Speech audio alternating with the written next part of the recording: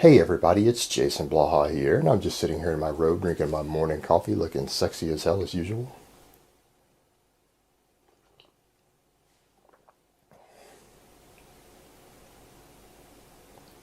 And for those of you who say I don't look sexy as hell when I do these videos in my robe, nobody cares what you think. I didn't ask you shit. Something I was thinking about when I first got up about 20 minutes ago was why people do certain things in their program and in their training or in the weight room or even with their cardio or whatever they happen to be doing. You see, this is usually really bad with young, very enthusiastic guys if they just throw everything in but the kitchen sink into their training program. They do stuff oftentimes incorrect, or maybe correct for one goal but incorrect for another. And the question becomes, do people step back and ask, why are they doing each individual thing in their program? Do they know why? Or if they have a coach, have they asked their coach why they're doing something a certain way? And is that necessarily the best way for them to reach their goals? And it could be as simple as stopping and asking, with your bench press,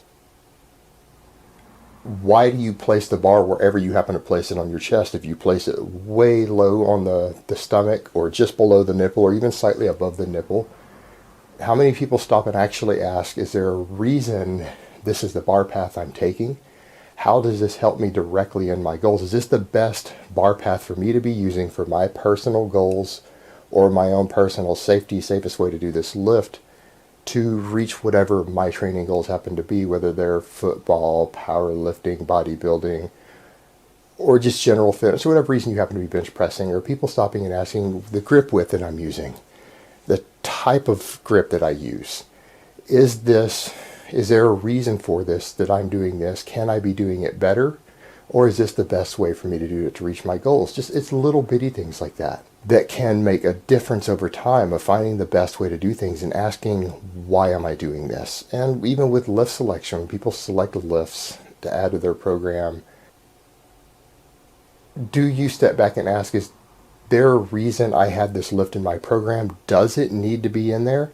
Or is it just throwing in something randomly for fun or because I think it might be useful? And is it the best thing I could be doing? Is there something differently I could be doing that could produce better overall results? For example, is the lift that I'm doing, is it only addressing a single goal, or is there another lift I could replace it with that could help me achieve two different small goals while still achieving that same one just as effectively? Or is it really the best thing for me to be doing? Is it really getting the job done? And I think it's something we don't see enough of, is the why. Now, on the other extreme, we have the people who do paralysis by analysis. And that is a bigger issue oftentimes, I find, with the science crowd, if they take things to the other extreme too far and they go overboard with it to the point to where they create programs, routines, and methodologies that produce really slow results because they've overanalyzed things and they haven't kept them simple enough. So sometimes the asking the why can take you too extreme, and those people sometimes need to just shut up and lift some heavy ass weight.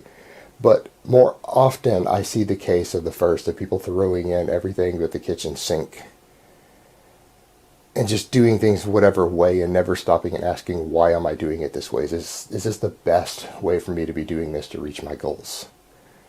And it's funny because both extremes oftentimes lead to similar things. The people who do paralysis by analysis oftentimes end up with an exercise selection that is just dramatically too high for their goals and actually hinders them. And oftentimes people who aren't asking the why do the exact same thing. And it's usually people who've found a fine balance between it actually tend to cut out most of the less useful things that aren't really helping them reach their goals, and they focus more on the things that they know are going to help them achieve their goals more.